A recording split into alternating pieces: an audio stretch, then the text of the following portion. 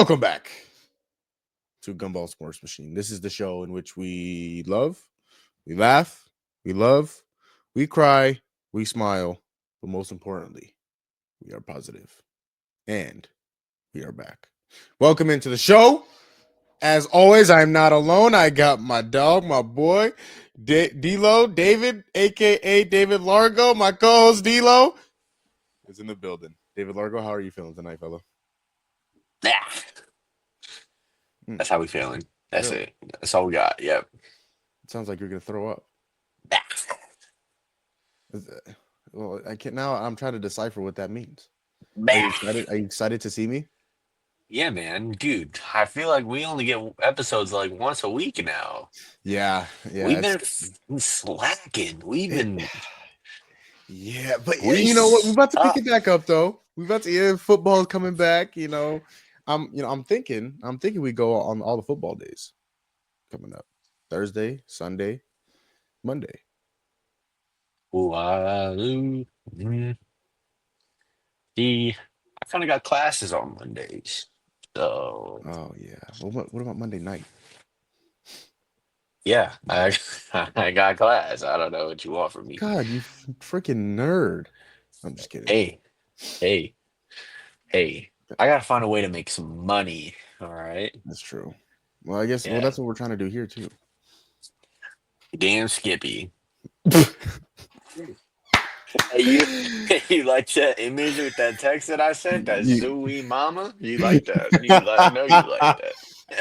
yes, I asked who was hopping on the podcast tonight, and D'Lo sent me a GIF of Zooey Mama. So you can tell he was excited. All right, You can David tell Largo. I'm the only one. Where's everybody at? Everybody Where everybody else is. I think they've realized. it didn't even get a response either. Nobody. No response. Wow, that was that was. Wow, I hate to call everybody out, but We're great friends, you know. no, yeah, I We're all know. good. We're all great friends, Yeah, guys. We're all great friends. if I was in the hospital, I'm like, hey, I need somebody to take me to the hospital or bring me home from the hospital, and no response. Yeah, I'd say no too. Yeah, I'd left them Oh, on okay. red. Well, yeah. I guess that's gonna end out this show. I hope you all enjoyed. I hope you all enjoyed. Have a great night. I'm joking. All right, we have a lot to talk about. Let's start with somebody's going through a little body transformation. David Largo, Luka Doncic was on the cover of Men's Health. I think that's what the magazine is called. He was on the cover of Men's Health for the body transformation he's had so far. And he also got his extension. He got 3 years, and I believe it's 55 million a year for the next 3 years. So he got that extension from the Lakers. Obviously, I think $55 million a year for a top 5 player in the league, in my opinion, is an absolute steal. When you look at it, especially, and the Lakers just get so freaking lucky, man. I mean, you give up nothing to get one of the best players in the league, and then sign him to a steal of a deal. No I mean, rhyme intended. let's not say nothing. They gave up potentially the best two-way player in the NBA right now. That's just not nothing. Okay, but would you rather have Luca or AD for the next 10 years? I mean, I'm taking Luca, but like, Yeah, see, we're not gonna act like AD ain't just like some scrub. You know what I yeah, mean? but then they give up one first round pick. And Max Christie, yep, Max Oh Christie, yeah, that yeah. Hooper, Laker Forgot about Mike legend. Christie. Yeah. Yeah, go sit your ass down in Dallas, bud. Go ride the bench. Well, now that Um. Cooper Flag is there, that's what he's gonna do. Oh yeah, yeah. And then they get the number 1 overall. Yeah, I don't even get me started on that BS. But yeah, Luca has gotten into shape. I know he said that he didn't touch a basket or he didn't play basketball for like the first month after the season because he was just training. He was just getting right. He was getting in shape.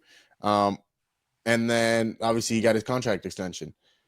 What do you think of Luka's transformation so far and the Lakers giving him that extension? That again, well, and the thing is also, D'Lo, he missed out on a lot of money because he was traded. He missed out on the Supermax because he was traded from Dallas. And Yep. so the Lakers gave him that extension without hesitation. So What what did you make of this Luka situation? Yeah, I mean, obviously the number one thing is that he's in shape, and you can see that he's in shape. It's not like years past where, going into training camp, everyone's like, "Oh, he kind of looks out of shape," and then the season starts, and they're like, "Oh, this guy's still out of shape." You know what I mean? He's slimmed, and you can see that he's slimmed. Just looking at him, right? And that's huge because trying to think, like the last time I remember like slim down Luka Doncic was like his second year in the Yeah. league was the last time. And then he just got too good, started smoking the hookah and he was still a top five player. Um, but it's good though because I don't think people remember like year one and two Luka Doncic, but he was like low key like semi athletic, and he would poster some people if Yeah. given the opportunity. And I would like to see him go back to that. I feel like with him slimmed down, he can be faster, get past people easier, and really put pressure and be more of a playmaker than he already is. And I think that's really good for the Lakers as long as, they fill out some pieces because gosh, that Laker roster is still just awful. But Yeah. um, yeah, I mean, he missed out on a super max from Dallas because he was traded, and um, the Lakers are happy about it because now they get Luca for a lot cheaper. Yeah, they don't have to pay him Um, 80 million. no, they don't. So I think if you're the Lakers, you're happy. I think if you're Luca right now, the Lakers are clearly prioritizing you as they are currently still, pissing off LeBron to the maximum. Yeah. Um, and so I feel like if you're both sides, you have to be happy right now with what you're seeing. So I have a couple things about this. And I've mentioned multiple times Luka Doncic is one of my favorite players to watch in basketball. He just is. He is one of the more exciting players. Yeah, he's not getting, he's not always postering people and he's not, putting these across the. He is just fun to watch play basketball. He puts the ball in the basket in so many different types of ways. He, scores at a high level. Obviously, he's knocked on for his defense. That's, whatever. But he, in my opinion, he is one of the most fun players to watch in basketball. And DLO, I'm not gonna lie, I've seen this story before. I've heard this story before. Luka's in shape. Luka's leaning out. Luka's doing this. Luka's doing that. You've gotten there now, right? We've seen you get there. Okay, you're on the cover of Men's Health. You're doing this. You're training. You're doing whatever you're doing. Are you gonna be able to stay there? He hasn't been able to the past few years. Are you gonna be able to stay in that shape? Maintain that shape? That's the next step. You've gotten there. That was the easy part. Are you going to be able to maintain that shape? If he does, he's going to be even more of a problem than he already is. And he's a top 5 player as it is right now. As it is right now, Luka Doncic is a top 5 player in the NBA. And so if he stays in this shape, he's going to be an even bigger problem. And here's the scary part, Elo. I don't think he's played his best basketball yet. I don't think he's hit the prime of his career yet. Which is saying something. He's a 5-time All-NBA first team member. He is not 26 years old yet. Let's think about that. Let's take a second and think.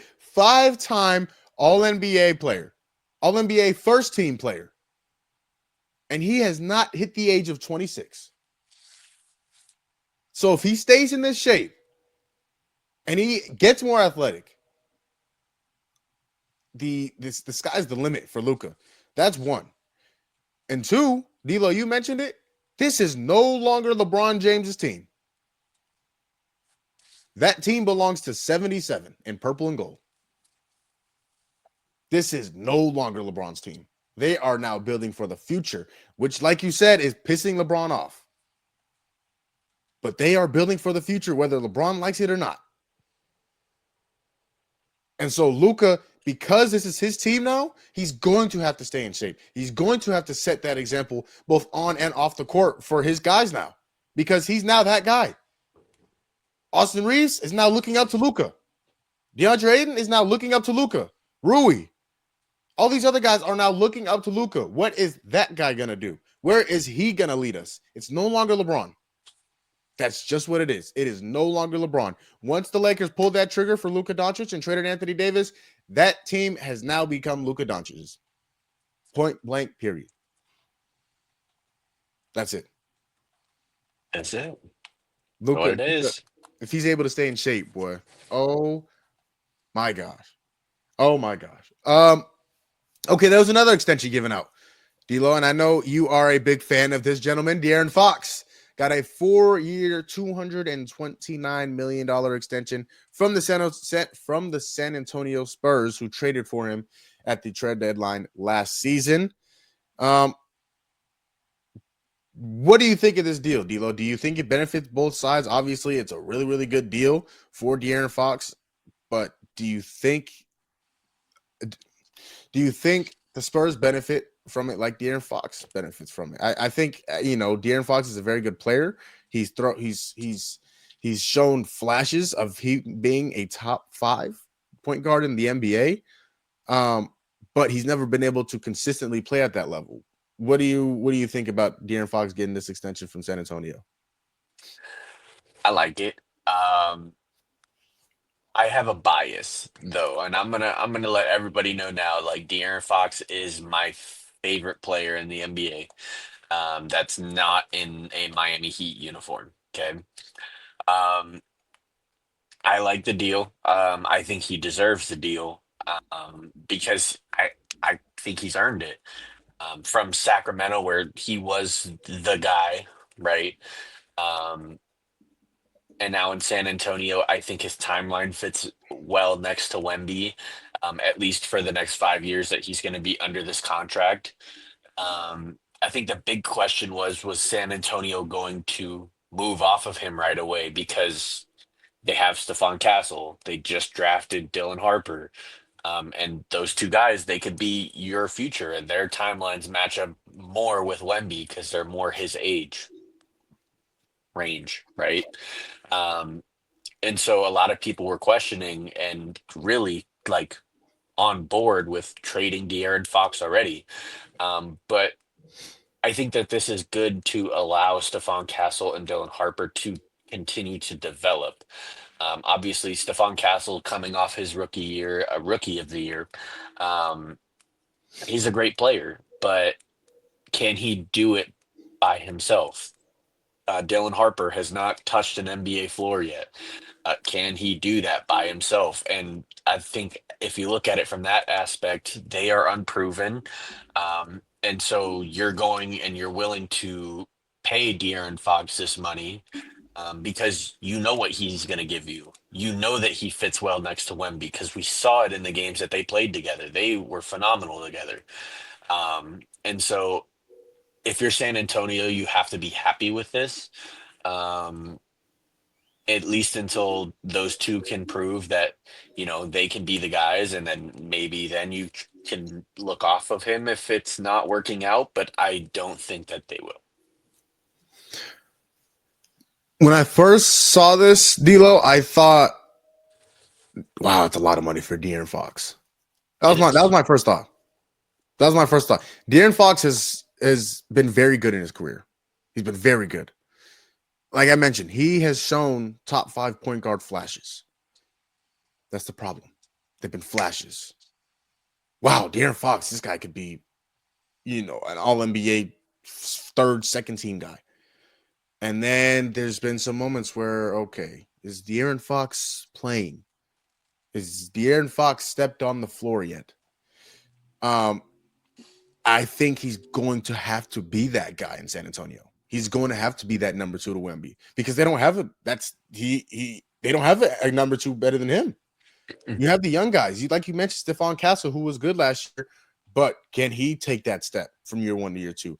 Dylan Harper, who they took number 2 overall this year, he has not yet played an NBA game.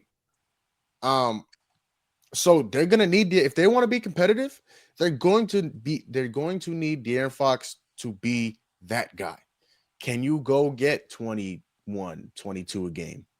alongside Wemby, who's going to get his 22, 23 points a game? Can you go and be that consistent number 2 to Wemby? When if Wemby's having an off game, can you go be that guy? Okay, Wemby, you're off. Give me the rock. I'll take over.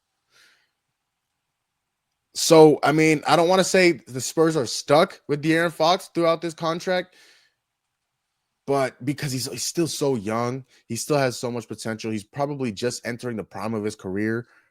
So again, this could really, really, really benefit the Spurs, but it also could kick him in the behind, man. It also really, really could kick him in the butt. So I like it, but I don't like it, if that makes sense. I think there's a good side to the trade, and I think there's a bad side to the trade. And I understand that. And that's any deal if you're not a superstar, right? If you're Yeah. not one of the number one options on a team and you get this kind of number one option level money, there's Yep. always going to be ups and downs depending on who you are. Um, but if you watch De'Aaron Fox, you know what he's capable of. And he is capable of being that number two guy. We've Yeah. all seen it. Um, it's can he do it consistently enough for them to go win games, to go win playoff series, to make it to a Western Conference Finals, right? Because Yep. at this point, that's where they're at. They should be looking at a first round, can I go win a first round playoff series at this point? They have the pieces. They have a lot of depth, a lot of depth.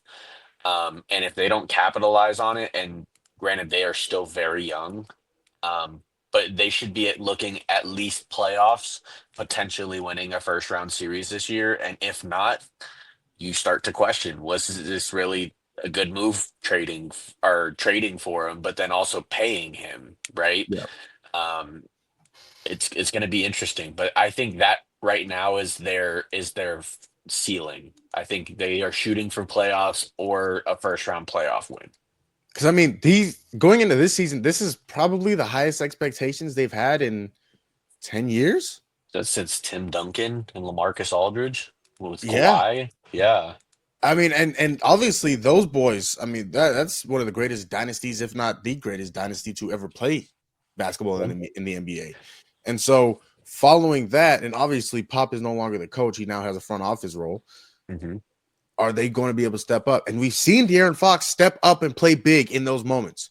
He Yes. took Golden State to 7. Mm-hmm. And Steph Curry was playing on a completely another level. He was Mm-hmm. on another planet. And De'Aaron Fox was going shot for shot with him. So De'Aaron Fox is going to have to do that. He's going to have to go against the best point guards in the league, the Steph Currys, the Luka Doncic's, the Devin Bookers, whatever it is. He's going to have to go up against those guys and keep with them. Yep. If this Spurs team is going to go anywhere, yes, you have Wemby. I understand that. He, in my opinion, is a top 10 player in the league right now, and he missed the second half of the year. I understand you have Wemby. Wemby can't do it by himself, as good as he is. So De'Aaron Fox is going to have to come along with a ride. Especially in today's league. Like we've seen it. Jokic is the best player in the world. He can't do it by himself. Giannis is, in my opinion, the second best player in the world. He can't do it by himself. Yep. The NBA is so reliant on depth now and the players around you. And if De'Aaron Fox doesn't produce, if Stephon Castle doesn't produce, if Devin Vassell, we harp about him all the time. We love his game. If he doesn't produce, right, these guys they have to carve out a role and be great around Wemby. And I think that's the question is not only can they do that, but is Wemby going to play 55 games this year? Is he going to be in, or 65 games? Is he going to be in contention for these awards? San Antonio, the first 2 years, has been very cautious with him, sitting him in back-to-backs and, holding him out some games. But now that they're competing, are they going to continue to do that? It's the questions that we'll find out. But and with the Spurs right now, they have all the potential in the world. They have all the potential in the world. That potential is nothing without consistency. They're going to have to consistently play at a high level to compete in the West. Not just Yep. this year, but going forward. And they're one of those teams that can compete with Oklahoma City probably in a Oh, few yeah. years. When you look at the Oh, yeah. just the overall roster, them and Houston are the young teams that we've all been like here in a few years, they can go out and compete with them. Yep. Houston has now pushed up that timeline with the KD trade, but San Antonio, in terms of just talent, is right there with them. Absolutely. I mean, when you look at it, the San Antonio Spurs are kind of built like the Thunder. You Mhm, have your point guard of the future, you have your big of the future. So that's your two guys right there. You have mhm, Devin Vassell, you have Keldon Johnson. There's your Lou Dort and your Jalen Williams esque players. They're mhm. not at the same level of those players, but esque players, the guys who could be that type of player one day. They Yep. have a lot of the pieces that you need to compete in today's NBA, especially in the West. You have defenders who can guard all five positions. You have defenders who can go guard the SGAs and the James Mhm. Hardens and the Luka Doncic's and the Jason Tatums of the world. And then you have the big in Wemby who can. Is there anything he can't do? That's the more important question. Is there anything he can't do? They're gonna have to. They have a lot of potential. They're just going to have to be consistent, and they were anything but consistent last season. Now, if they're healthy, they're going to be a problem. I can say that Yep. right now. The Spurs are going to be a problem in the West. I think if they're healthy, they can be a top 6 seed in the West. I agree. But again, that's a big ol' if. It is. So Yeah. But that's a big ol' relatively if. speaking, De'Aaron Fox has been pretty healthy throughout his career. As Wemby, outside of the blood clot, has been relatively healthy throughout his career. yeah, And like I mentioned, they're just playing it cautious with him. You've never seen a 7'4" guy like that that's able to move no, like that, no. not get hurt, right? So they're playing it cautious, and I think that they have the sky's the limit. It really is. So Speaking of this De'Aaron Fox character, D'Lo, there was a list that came out, and it's our good friends at Bleacher Report. Bleacher Report, yes. Bleacher Report came out with their list of the top 5 most overrated NBA players. Now, Mhm. we've seen a list like this, and it was a Bleacher Report last time. It was an anonymous NBA player voting, and we remember who was the most overrated player in the league. Yeah. What the helly? Yeah. What the helly? Tyrese Halliburton, and you see what he's done the past 2 years. Now, I'm not saying these guys can make that sort of jump and make that sort of impact on their team, but we've seen it happen before. Again, and this is Bleach Report. This isn't an anonymous NBA players voting. So, at number 5, D'Lo, Bleacher Report has the 5th most overrated player in the league. That guy we were just talking about, De'Aaron Fox. Mhm.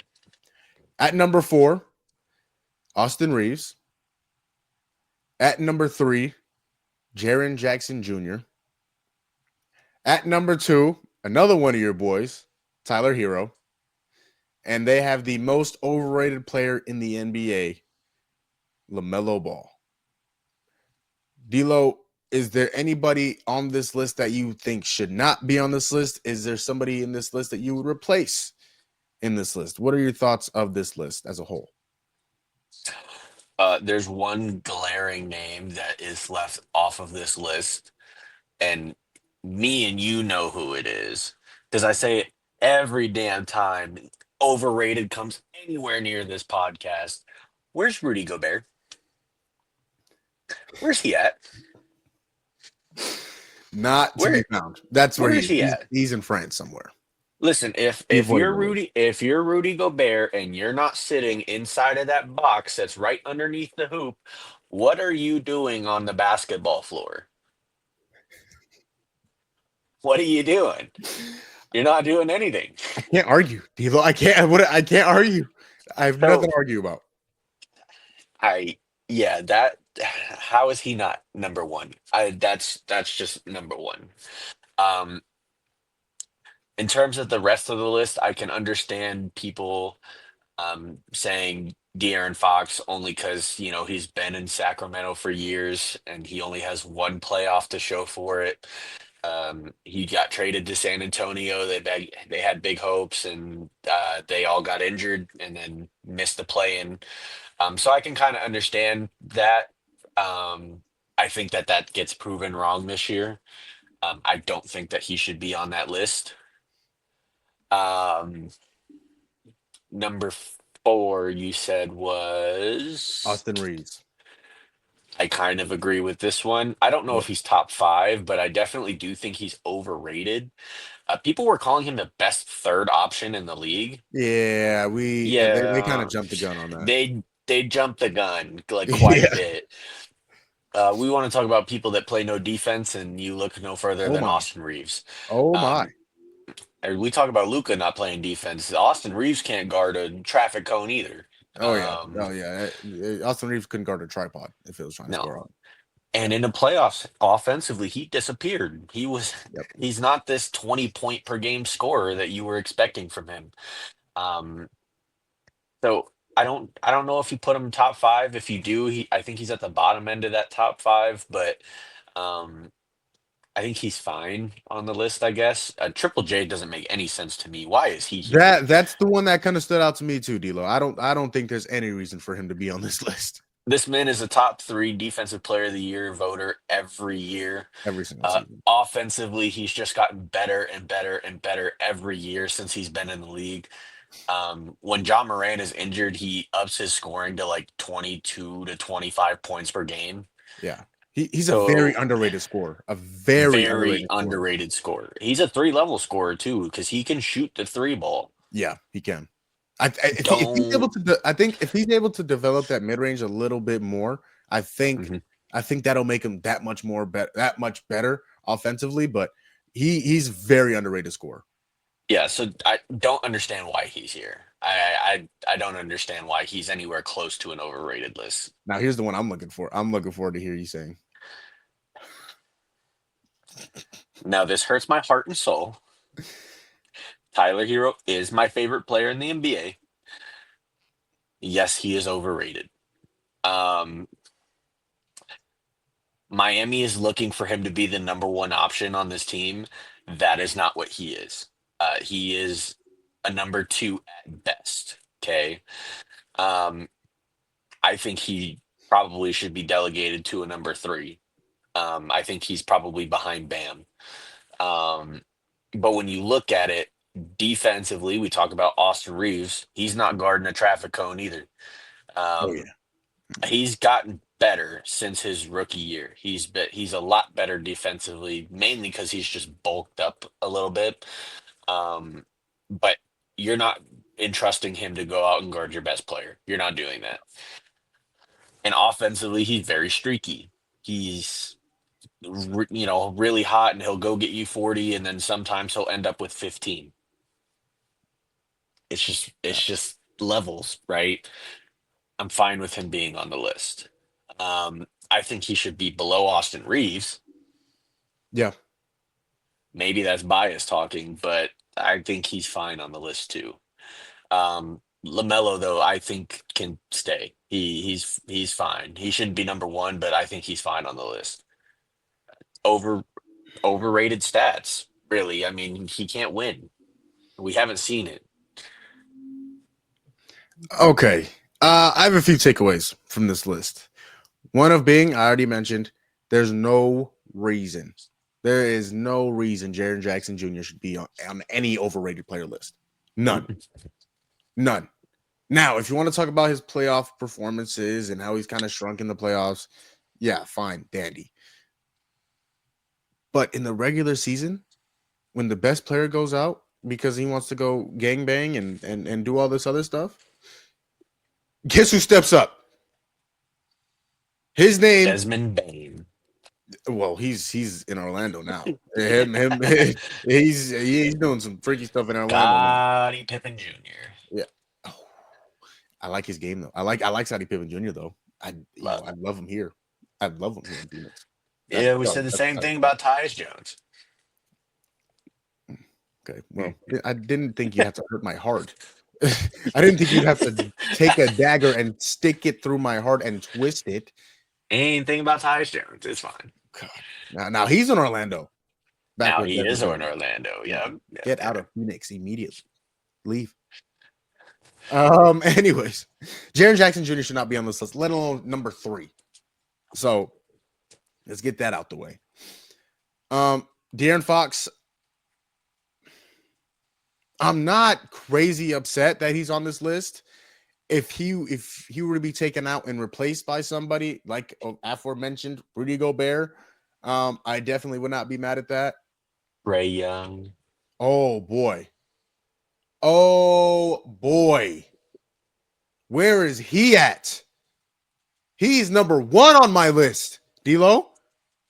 Number 1 is kind of crazy because Rudy Oh, Gobert is I'm sitting 10 right toes. there, I'm like 10 toes. barbecue chicken. Barbecue I- chicken is Rudy I'm 10 Gobert. toes. I'm 10 toes on that. Trae Young in my overrated list is number 1.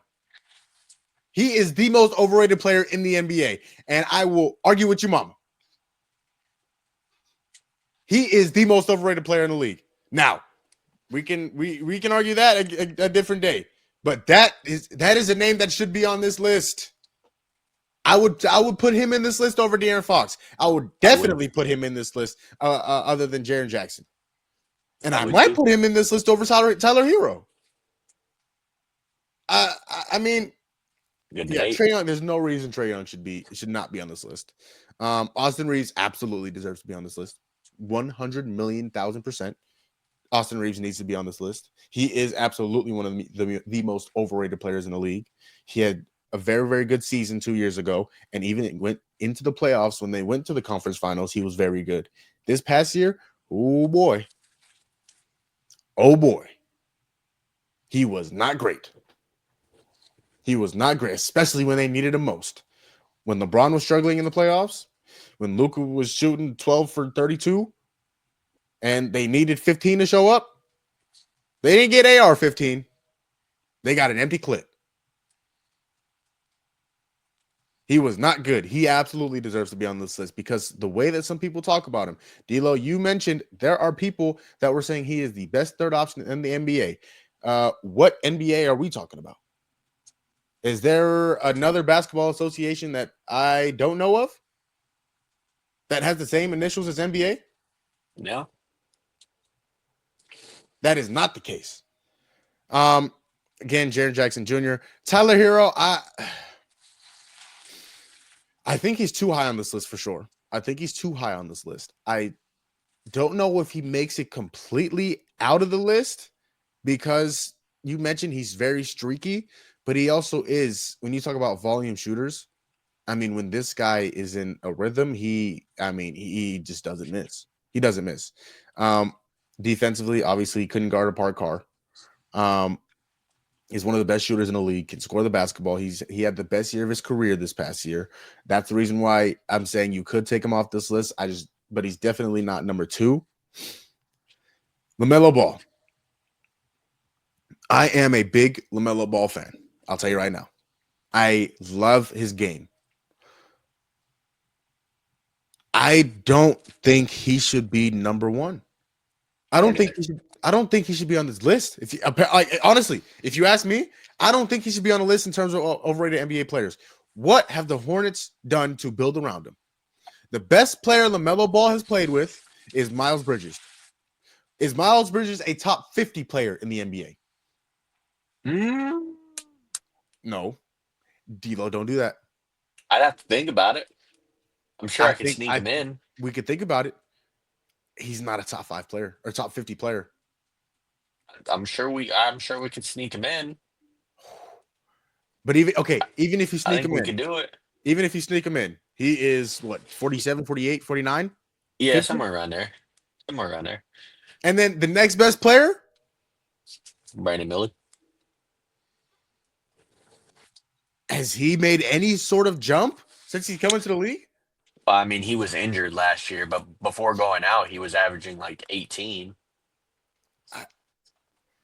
The Hornets have done nothing the draft picks that they've made, and Brandon Miller is the only one that's kind of panning out.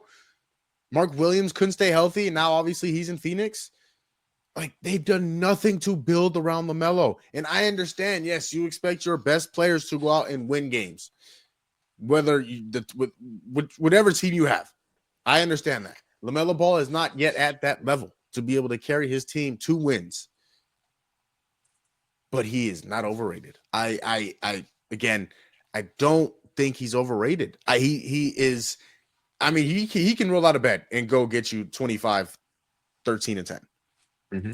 Roll out of bed. Now, will it be an efficient 25? I don't know.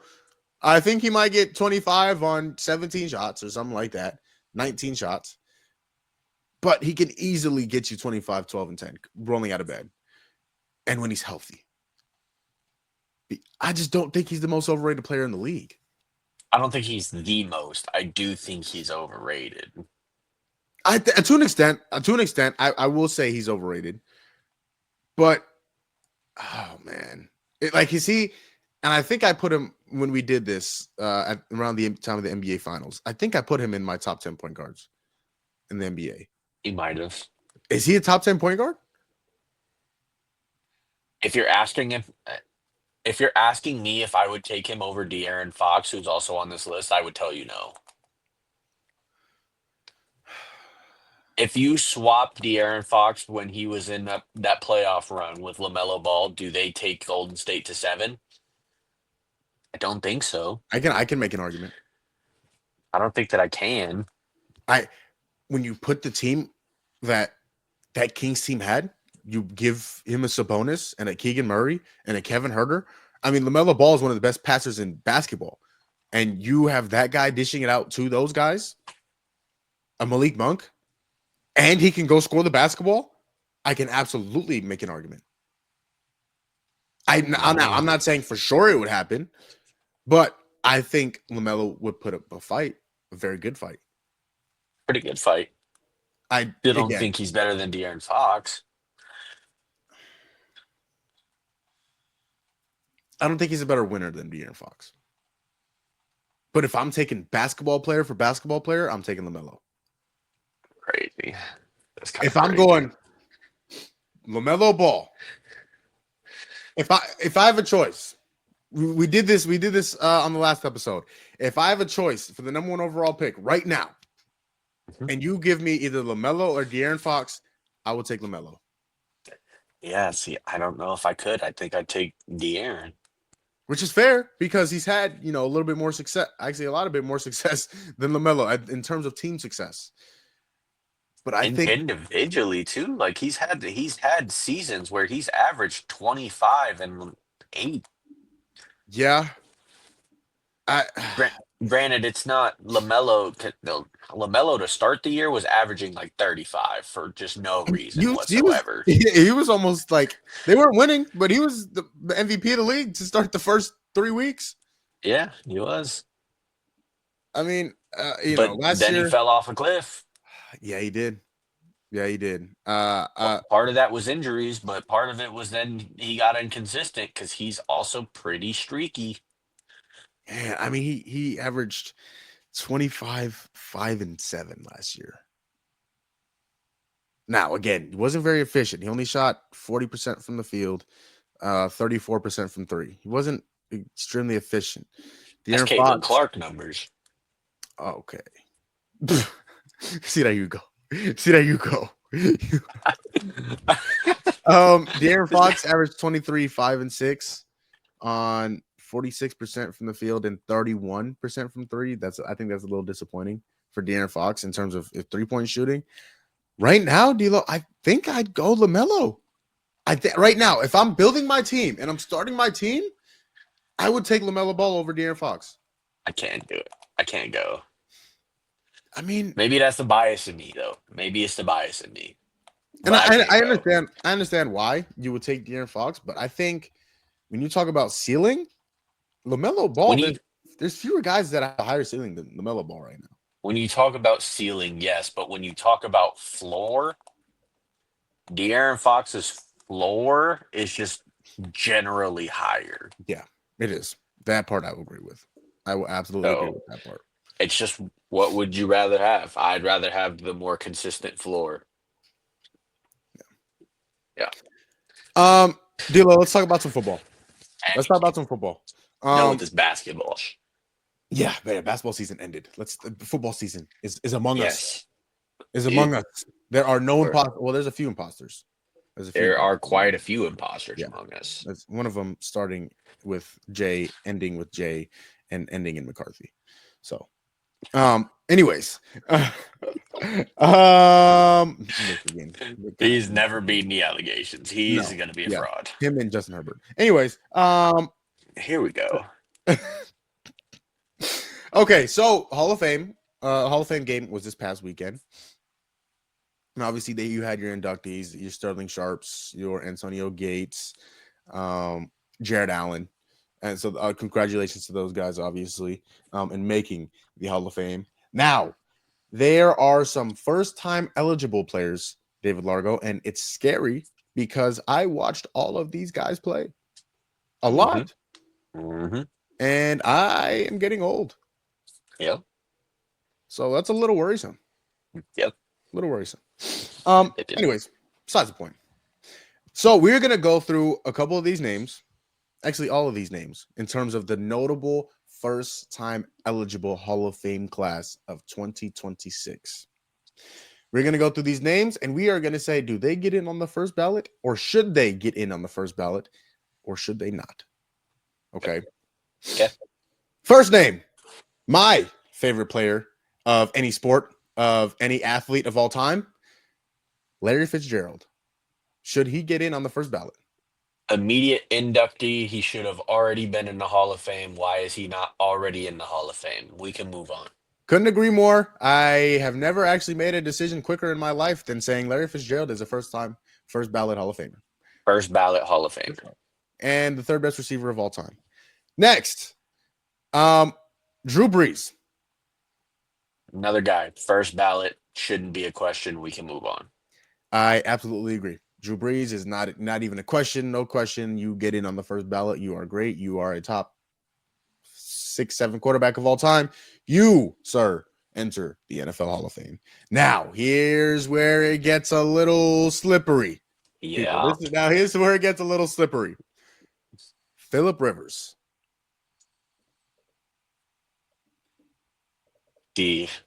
Now we've entered the territory where these guys are not immediate jumps at first ballot Hall of Fame, and you kind of have to think about it with the rest of the people on the list. Yep.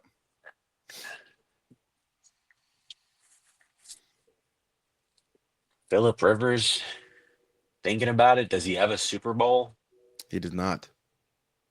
Doesn't have an MVP that, does to not. my knowledge, he's just got stats. I don't think it's enough. I'm going to say no.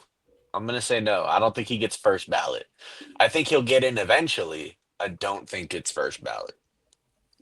I'm going to say no. And I'm very tempted to say I don't think he gets in at all. You think so? I mean, he's definitely not a top 10 quarterback of all time. Might be pushing that line of top 20. I think he's right around there. I don't know, man. He has a pretty decent record. He's 134 and 106 all time. He's thrown for over 63,000 yards. Touch. Oh, We got some technical difficulties. Here we go. Oh, we're back. Oh, Welcome back, sir. He is freezing like his internet's going out. What is somebody happening? call the cable. There you go. I think we're good. Welcome back, man. Okay, there we go. Okay, now we're back. Internet. Yeah, that's awkward. Anyways,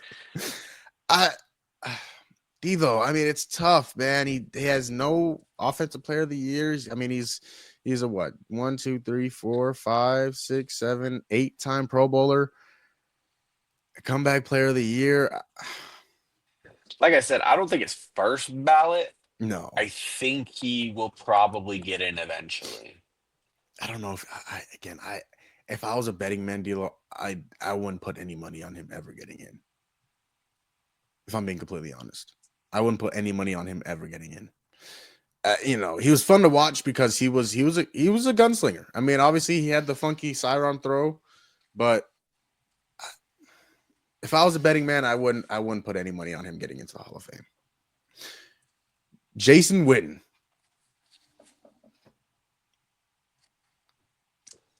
Not first ballot, but yes, he will get in. I agree. Definitely not the first ballot, but I do think he will eventually get in. And yeah, he's multiple All Pro first team. He's multiple All Pro second team. He's got a gang of Pro Bowls. He's 11. Yeah, I think Well, Walter Payton, Jason Witten will get in. Yeah. Again, not the first ballot, but he definitely will get in. All right, D'Lo. We went from one of my favorite athletes to I don't know if he's one of your favorite athletes, but I know he's one of the best players who played for your team. Frank Gore. Immediate first ballot Hall of Famer. And your real thought is Um, I see the potential of him squeaking first ballot. Um, if it doesn't happen, I'm sure he will get in on the next one. Um, but he is definitely a Hall of Famer. oh man, this is tough for me, man. This was now, if believe it or not, I hated playing against him, but he was one of my favorite players to watch. He ran with the different type of physicality. Oh man. Definitely not first ballot. I don't think he's gonna get in the first ballot. You don't think so? No, no, no. I mean, he's he's rushed for 16,000 yards exactly on the dot, 81 touchdowns. He averaged over 4 yards a carry. 5-time Pro Bowler, second team All Pro. Oh man, It's tough. yeah. But Like I again, said, if he does, he squeaks in. It's not going to be like a majority, like, oh my gosh, this should be a oh yeah. first ballot. Yeah. If he doesn't, though, he'll make it. He I mean, should make it. he's on the all 2010s team, which is I think good a good starting point. That's tough, man. That's tough. Again, I think he'll get in eventually. I don't think he'll get in on the first ballot. I don't think so. Julian Edelman. How much of this is propped from Tom Brady? Man, I mean that's I think that's what's gonna get him in. I think it is too. First ballot, though? No, Mm, I don't no. think so. But he's a multi Super Bowl champion. Yep. Um, Super Bowl that MVP. alone, Super Bowl MVP, those alone, I think, give him a shot. Um, I'm gonna say no to first ballot, but like Frank Gore, he will get in eventually. I mean, D'Lo, the only thing that's saving him right now, honestly, the only thing that's even giving him a chance is the Super Bowl MVP. Mhm. He's had he had 3 seasons over 1,000 yards receiving. He does not even have 7,000 yards total receiving in his career. He is a Tom Brady merchant, but Dude. when you play with Tom Brady, this is what happens. You get to be on the ballot for the Hall of Fame, and you get considered. I mean, he never even got like he never had over 76 yards a game. That and that's true, but he's got a Super Bowl MVP. He beat out Tom Brady for it. Oh man, I don't know. I mean, again, he's one of the all-time playoff performers in NFL history. And again, that's probably what I'm gonna lean to in terms if I'm on the voting committee, but it's close for me, man. He did not have a lot of regular season success. Mm-mm. He did not. Never really had to though, especially when you have Gronk. But again, like usually those guys, those second, third guys, don't get in. It's true. But he's got a Super Bowl MVP. Yeah, man, I think that's what's saving him right now. If I'm being completely honest, I think that's what even giving him the slightest chance of getting into the Hall of Fame. Yep. Shady, LaShawn McCoy.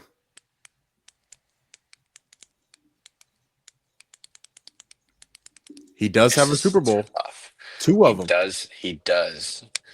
Um, is he first ballot though?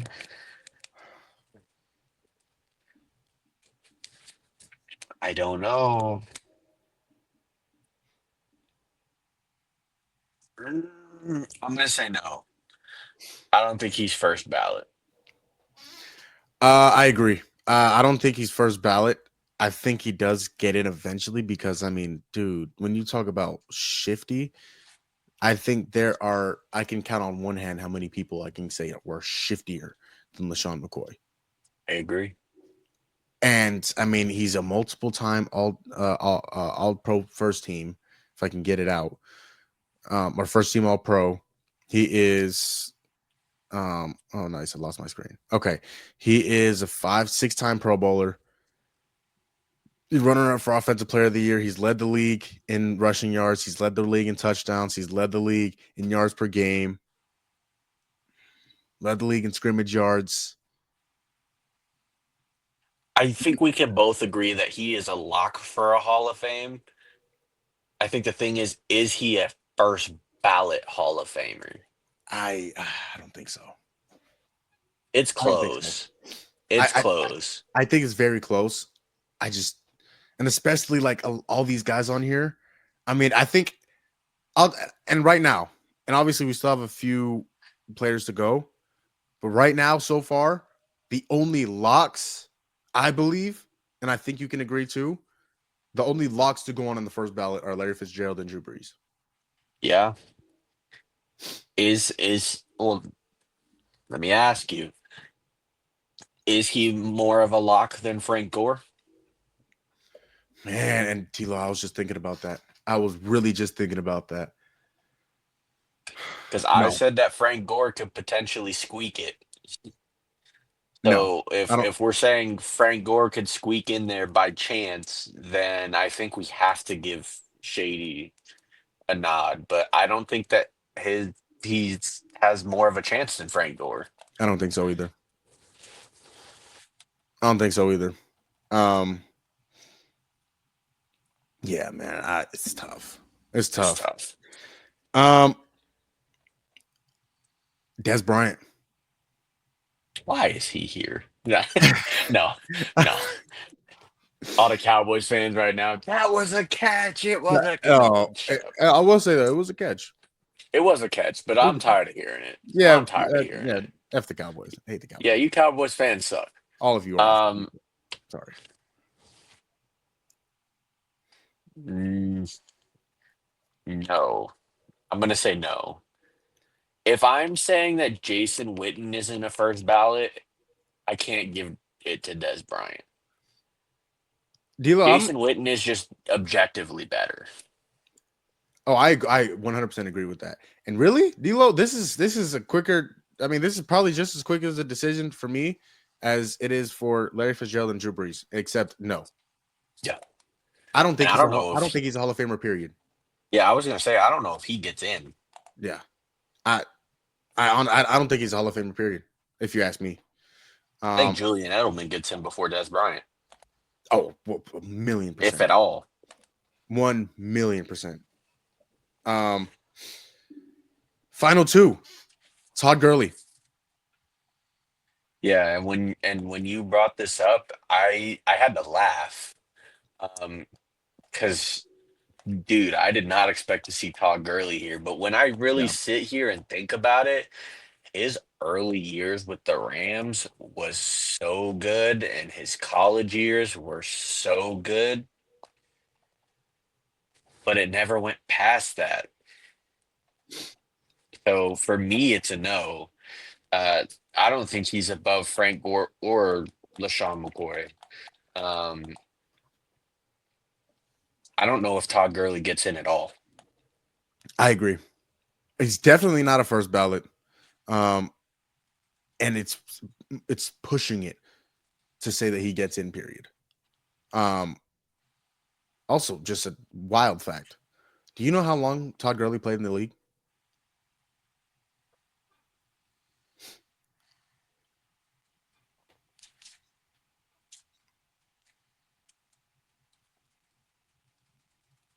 Not off the top of my head. 6 seasons.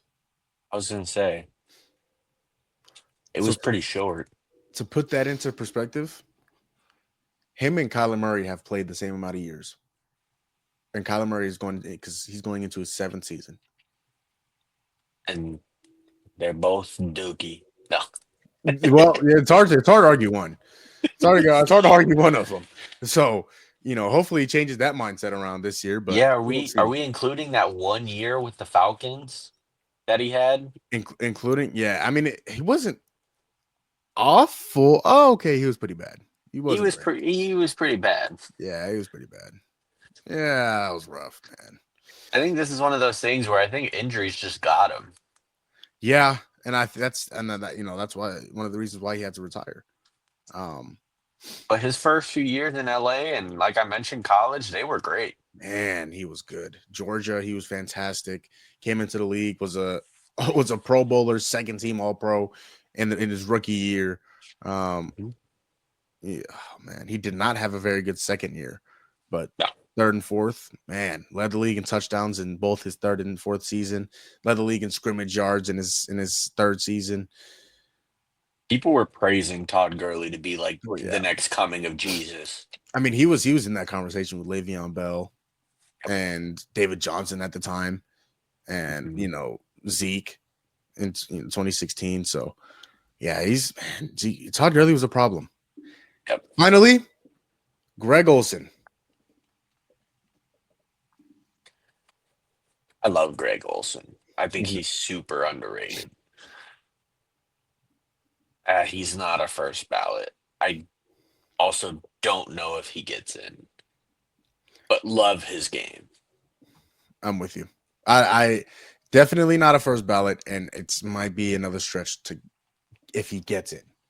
He is now. I'll tell you right now, he is one of the two best color commentators right now in football. Mhm.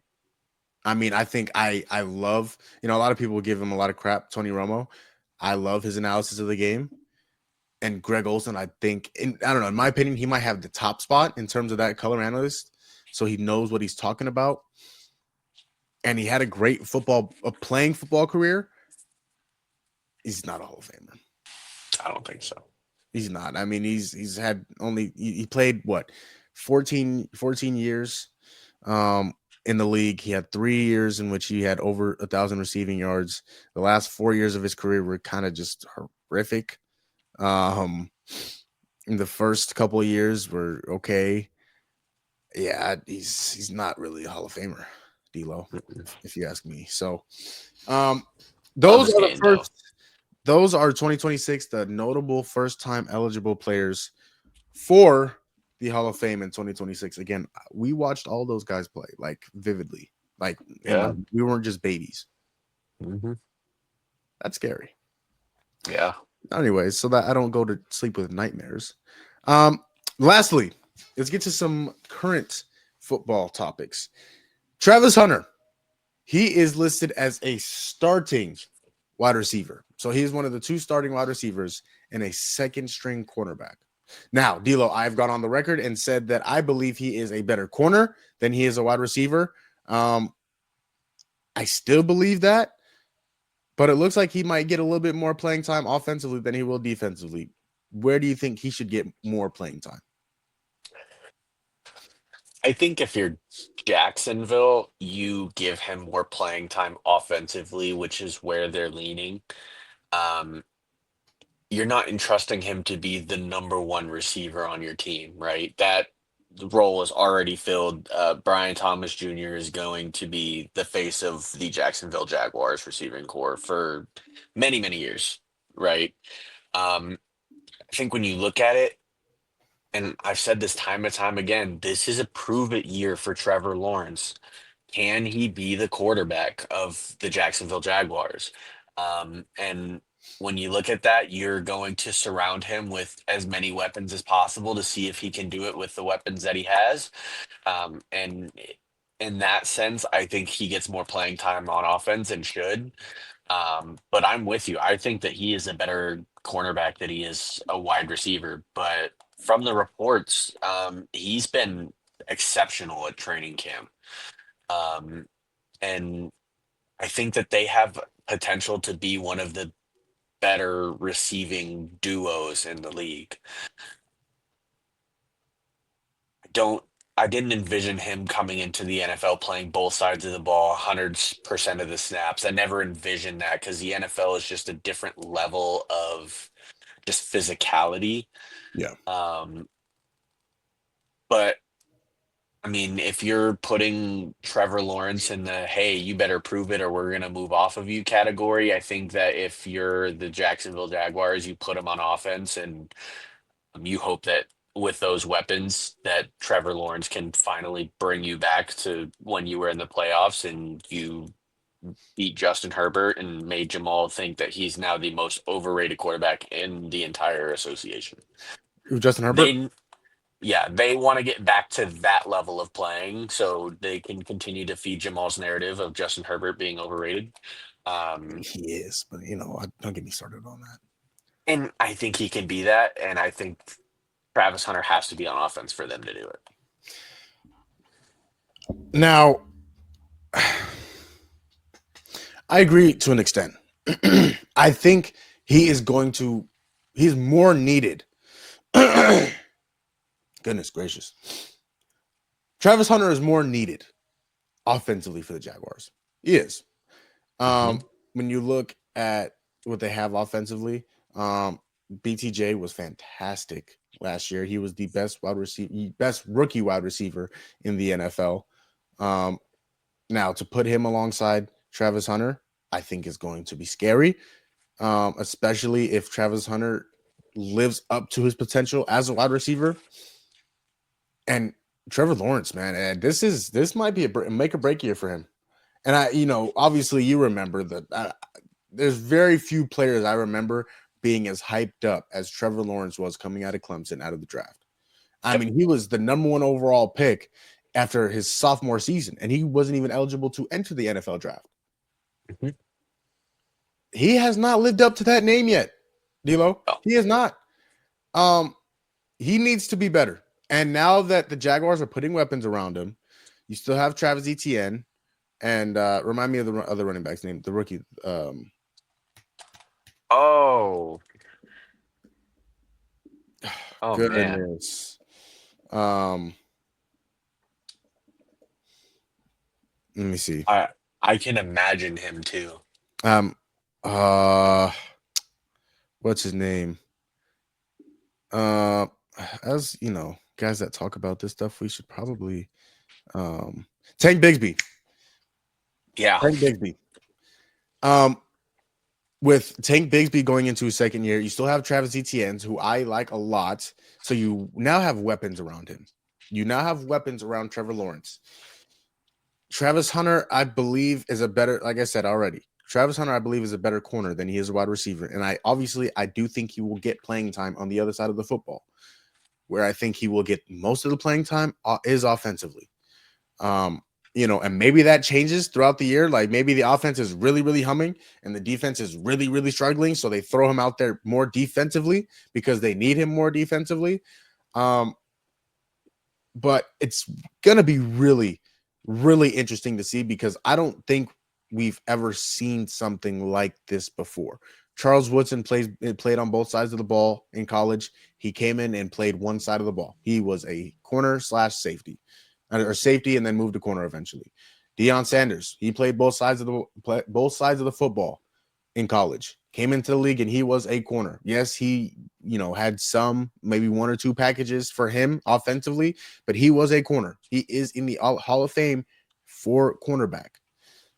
This is the first time we're really going to see a guy play 60 percent of the 60-ish percent of the snaps. I mean, and in total, offense, defense, 50-ish. It's gonna be really interesting to see how they play him. And obviously, he's a rookie. So not only is he still adjusting to the speed of the NFL, but now he's going to have to adjust to guard NFL wide receivers and go against NFL cornerbacks as a rookie. So I also wouldn't be surprised if he struggled, or again, later throughout the year, they stuck him more on one side of the ball than they play him on the other side. I'm really intrigued by this with Travis Hunter.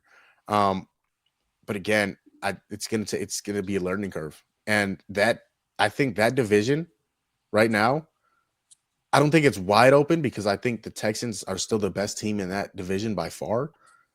But if they struggle, and Trevor Lawrence decides to become the guy that he was supposed to be coming out of college, Jaguars could be a little scary.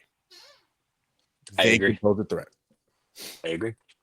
So, and we talked a little about Micah Parsons and his deal We in the did. last episode. We have not yet talked about Terry McLaurin. Terry McLaurin requested a trade from the Commanders, which is just mind-blowing to me. And I guess I'll get to that point here in a second. But DLO, what are your thoughts on not only Terry McLaurin requesting a trade, but Micah Parsons requesting a trade from the Cowboys? I'll start with Terry McLaurin since he requested his trade first. Pay the man. I don't know. He's been one of, if not the most consistent wide receivers over, I don't even want to say over the past couple of years. I want to say since he was drafted. Yeah. The amount of multiple 1,000-yard seasons that he's had with Washington's awful quarterback play just year after year after year, and he still put up 1,000-yard seasons. And now he's coming off his best season of his career, and you're still not going to pay him it's mind-boggling to me, especially considering you just traded for Debo Samuel, who you're now paying money. Granted, San Francisco is still eating a good chunk of it, but you're still paying him a good amount of money. And according to reports, I guess Debo has slimmed down, but he also, according to reports, has not looked very good in training camp. Um, and you have this guy who can be a consistent number one target for Jaden Daniels. They have good chemistry together already. Why would you put that at risk by just not paying him? I I don't understand the owners and what they're doing, not paying these players that have just this big impact on your franchise. It's mind-boggling to me. I don't understand it because they really can't get much better than Terry McLaurin. I think he's a top 10 wide receiver in the NFL.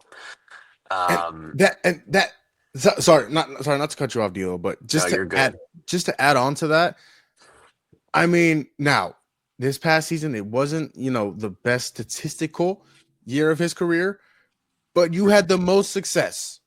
You give Terry McLaurin a quarterback, so not only just a feasible quarterback, but a really really good quarterback who possibly just had the greatest rookie season of any NFL quarterback to ever play the game of football. You go to the NFC Championship. You put up a fight against the Eagles. Now, obviously, it got ugly late, but you put up a fight, and now you have some potential. Okay, now you have something building. You have this rookie quarterback who is only going to get better. Now, obviously, there's been sophomore slumps. CJ Stroud had one last season, and Jaden Daniels could very well go through a sophomore slump. But this guy is growing, and he's getting better. And, he has a number one receiver who is, again, borderline. You think he's a top 10 receiver, a guy who could be a top 10 receiver, and Terry McLaurin, who's been that consistent guy for you, and now you don't want to pay him? I mean, what are we doing? I mean, are we looking to, Jaden Daniels was too good last year. He was way too good. Let's slow him down. Not pay Terry McLaurin and send him elsewhere. Now, I don't think he's going to get traded. I'd be shocked. I would genuinely be shocked. But the fact that they have not paid this man yet is shocking me almost as much. He was one of the best receivers in the league last year. He made some big plays in the playoffs. He was that guy for Jaden Daniels, obviously making that ridiculous catch in the first couple games of the season against the Bengals. He made some insane plays last year, and he was that guy. He was one of the reasons why Jaden Daniels had the rookie year that he did. And now you don't want to pay him after the year that they just had and the chemistry that they're going to continue to build? Yeah. Again, I'd be shocked if they traded him, but I am almost just as shocked that they have not paid him yet. This is the offensive version of Trey Hendrickson. This is exactly what this is. Yeah. This is an elite level wide receiver, a top 10 wide receiver, the most consistent wide receiver, and you won't pay him? And it boggles my mind. I understand you go out and get Deebo Samuel. Deebo Samuel is not better than Terry McLaurin at this very moment. I don't think it's close. I don't even think if you're looking for primes, he's better than Terry McLaurin. I mean, as a receiver, no way he's touching Terry McLaurin with a 10-foot pole. If we're talking overall impact on a football field, we can debate it. Yep, I agree. If we're talking as a receiver, he's not touching Terry McLaurin with a 10-foot pole. Yeah. Yeah. I don't know what these teams are doing. And speaking of which, let's move on to Micah Parsons. Micah Parsons has officially requested a trade. Again, we talked about it a little bit last week, but we have not talked about the fact that he has officially requested a trade and came out with this big message saying, I don't want to play for the Cowboys anymore. They don't, they don't treat me the way I should be treated, and this and that. And which I agree with. And, DLO, I'll let you take off on this first, but Micah Parsons has officially requested a trade from the Cowboys. Yeah, and this is the shocker for me personally, because I think we talked about it last episode when we were talking about him holding out. Michael Parsons wanted to be a Cowboy lifer. He has said that he envisions his entire career being in Dallas. And in the span of a week, it's now gone to, I no longer want to be a Dallas Cowboy, and I cannot envision myself playing here under Jerry Jones. Yep. It's mind-boggling. This is a top 5 edge rusher in the league. Pay him top 5 edge rusher money if you want to win. I don't understand the correlation of not paying these really, really good players. And this is another situation where I don't think that he gets traded. I think Jerry Jones is too stubborn to trade his players. However, I think that after this season, he will not re-sign and he will go elsewhere. I think he's that fed up with Jerry Jones. For him to do a complete 180 on wanting to be a Cowboy lifer to now this, I don't envision a way that they rebuild it unless they make him the top paid edge rusher in the NFL. And this is what Jerry does, right? This is what Jerry Jones does. He waited to the last second to get Dak's deal done. He waited to the last millisecond to get CeeDee Lamb's deal done, and we saw how that worked out last season. Now, he was good, but the team wasn't very good. And I just, DLO, the old saying, if it ain't broke, don't fix it. How about when it's broken and broken in 17 pieces, try and put it back together as soon as you can before it breaks even more. That's the new saying, because it doesn't work.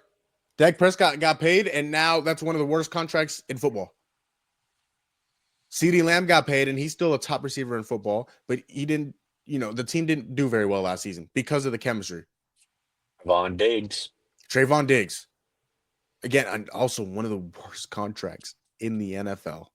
He is not a top 10 corner in the league. He might be a top 10 corner in the league, but he'd be 8, 9, 10. And when you talk about Micah Parsons, I can't count on more than one hand how many defensive players are more important to their team than Micah Parsons is to the Dallas Cowboys. Mhm. Like I mentioned last week, he is that defense. Mhm. He goes, or that defense goes as he goes. And he has yet to be paid. He has had 12 sacks in each of the last 4 seasons. What are we doing, you senile old man? Pay this man what he has earned.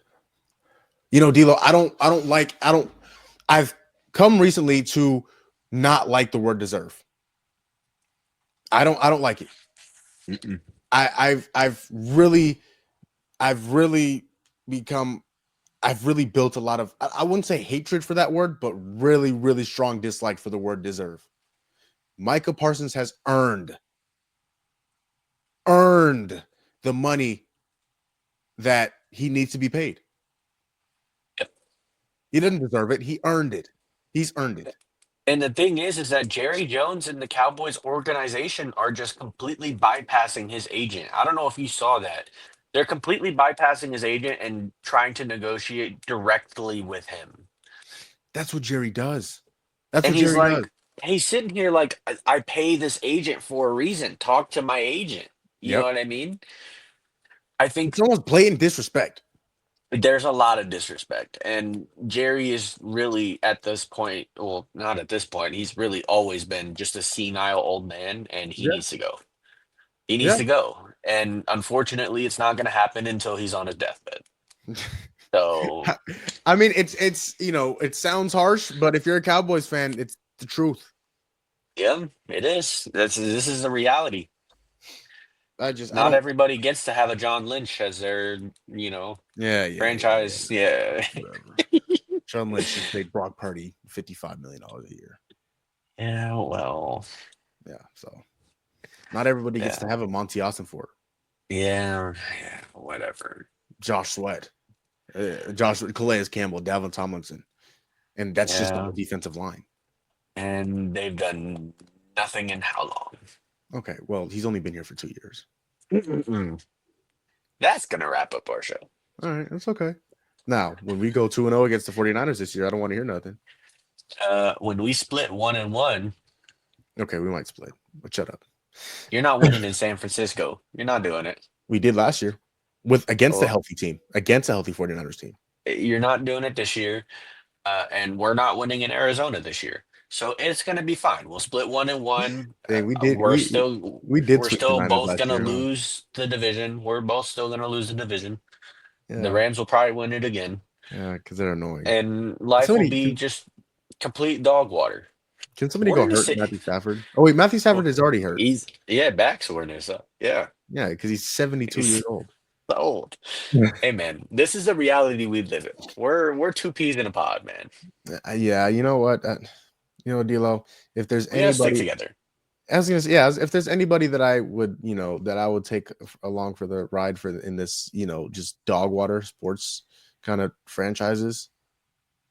We got it, dude. Yeah, there's nobody I'd rather have by my side. Miami and Phoenix, and then now Arizona and San Francisco. Like we got it going on, dude. Yeah, just Not everyone purgatory. can be a freaking Boston Celtic and New England Patriots fan. Yeah. Well, I mean, Patriots have won a Super Bowl. I want to be a fan of them. Oh yeah, I've been a Yeah. fan. I've been a fan since they lost in 2010 after they already had 3 Super Bowls. I've been a fan of Cleveland since LeBron. Oh yeah, since the greatest players to ever play in Cleveland. I've been a fan of them. Since they won. Shut up. We love you, Kev. We love you, Tone. Yeah, I'm back to the show. yeah. Speak for yourself. I'm just kidding. I do love those guys. I miss those guys. I don't know. Oh, anyways, David Largo. That's gonna wrap up this episode of the show. The next episode, I will be at Cardinals training camp. At least some of it. I know I'm gonna record a little segment down there tomorrow. So be on the lookout for that. I have some clips that I'm going to put together that I've gotten from Cardinals training camp. So be on the lookout for that. That should be ready by the next episode. David Largo, appreciate you, brother, as always. Great And you episode. want to know where you find those? Go to the YouTube, Gumball Sports Machine. Also on Instagram, you'll find all these clips. You know what I mean? While you're there, go ahead, like, comment, subscribe. I couldn't have said it any better. Couldn't have said it any better. That's going to close out the show. Appreciate you all for watching. As always, nobody else is going to tell you I love you. David Largo loves you. And you matter. You have value. You woke up this morning. So take full advantage of it. Be great. Go chase your dreams. That's what we're doing here on this show. And grateful for life, man. I've been feeling really grateful recently. So should be grateful, man. As always, it is nice to be important, but it is much, much more important to be nice. We will be back this week. Holla!